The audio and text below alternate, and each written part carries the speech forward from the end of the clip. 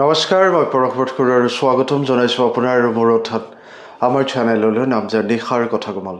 আশা কৰোঁ আপোনালোকৰ দিনটো খুবেই সুন্দৰভাৱে অতিবাহিত হ'ল। ব্ৰিটেইনে প্ৰথমে 1948 চনৰ জুন মাহৰ ভিতৰত ভাৰত এৰি যোৱাৰ পৰিকল্পনা কৰিছিল, কিন্তু লৰ্ড লুই মাউণ্টবেটেন শেষ ভাইচৰয় হোৱাৰ পিছত তাৰ আগতে অৰ্থাৎ 1947 চনৰ 15 আগষ্টত ক্ষমতা হস্তান্তৰ কৰা হ'ল। 1946-47 চনলৈকে ব্ৰিটিছ শাসন দুৰ্বল হৈ পৰিছিল, আনহাতে কংগ্ৰেছ আৰু মুছলিম লীগৰ মাজত উত্তেজনা বাঢ়িছিল। 1946 চনৰ আগষ্ট মাহত জিন্নাৰ ডাইৰেক্ট একশ্যন ডিৰ ফলত বংগ, বিহাৰ আৰু পঞ্জাৱত ব্যাপক সাম্প্ৰদায়িক হিংসাৰ সৃষ্টি হৈছিল।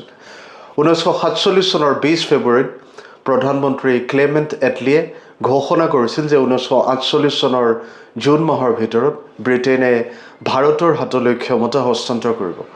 মাউণ্টবেটেন 22 মাৰ্চত দিল্লীত উপস্থিত হয় আৰু দুদিন পিছত ভাইচৰয় হয়, আৰু মাত্ৰ 5 মাহৰ ভিতৰতে ভাৰতত ব্ৰিটিছ শাসনৰ অন্ত পৰিল।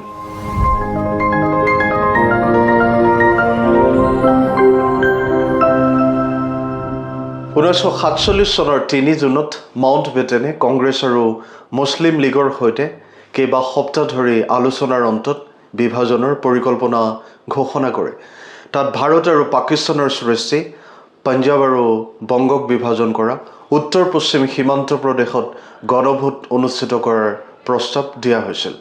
দুই পক্ষই মানি লৈছিল। এই পৰিকল্পনাই ক্ষমতাৰ হস্তান্তৰক 10 মাহতকৈ অধিক আগুৱাই লৈ আহিছিল। মাউণ্টবেটেনে বিশ্বাস কৰিছিল যে অধিক হিংসা আৰু অস্থিৰতা ৰোধ কৰিবলৈ ব্ৰিটিছ শাসনৰ সোনকালে অন্ত পৰিব লাগে। কংগ্ৰেছ আৰু লীগেও আগতীয়াকৈ হেণ্ড অভাৰ বিচাৰিছিল, সেয়েহে ব্ৰিটেইনে সোনকালে ভাৰত এৰাৰ সিদ্ধান্ত লৈছিল। মাউণ্টবেটেনে 1947 চনৰ 15 আগষ্ট তাৰিখটো বাছি লৈছিল, প্ৰায় ইম্পালছনত যেতিয়া এগৰাকী সাংবাদিকে তেখেতক প্ৰশ্ন আৰু তাৰিখ বিচাৰিছিল। পিছত তেখেতে উল্লেখ কৰি কৈছিল যে তেখেতে সেই তাৰিখ বাছি লৈছিল কাৰণ 1945 চনত জাপানৰ আত্মসমৰ্পণৰ দ্বিতীয় বৰ্ষপূৰ্তি 15 আগষ্ট আছিল। যুদ্ধৰ সময়ত দক্ষিণ পূব এছিয়াত মিত্ৰ শক্তিৰ সেনাপতি হিচাপে মাউণ্টবেটেনে সেই দিনটোক যুদ্ধকালীন অন্যতম শ্ৰেষ্ঠ কৃতিত্ব হিচাপে লক্ষ্য কৰিছিল।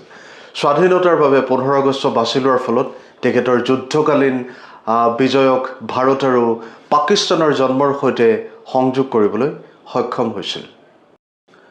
মাউণ্টবেটেনে 15 আগষ্ট বাছনি কৰাত বিৰোধিতাৰ সন্মুখীন হৈছিল, কাৰণ ভাৰতীয় জ্যোতিষীসকলে এই তাৰিখটোক অশুভ বুলি গণ্য কৰিছিল। ৰজা জৰ্জ ষষ্ঠক দিয়া প্ৰতিবেদনত মাউণ্টবেটেনে লিখিছিল যে জ্যোতিষীসকলে 14 আগষ্টক বেছি পচন্দ কৰে, যিটো তেওঁলোকে শুভ বুলি গণ্য কৰিছিল সেই সময়ত। ফাইনেলি এটা কম্প্ৰমাইজ কৰা হ'ল, তাৰিখ 15 আগষ্ট থাকিল, কিন্তু 14ৰ পৰা 15 আগষ্টৰ মাজনিশা ভাৰত স্বাধীন হ'ব। এইকাৰণে 14 আগষ্টৰ শেষৰ ফালে সংবিধান সভাৰ বৈঠক অনুষ্ঠিত হৈছিল, যেতিয়া পণ্ডিত জৱাহৰলাল নেহৰুৱে মাজনিশাৰ ঠিক আগতে তেখেতৰ বিখ্যাত ট্ৰাইষ্ট উইথ ডেষ্টিনি ভাষণ প্ৰদান কৰিছিল। Long years ago we made a tryst with destiny, and now the time comes when we shall redeem our pledge, not only or in full measure, but very substantially. At the stroke of the midnight hour, when the world sleeps, India will awake to life and freedom.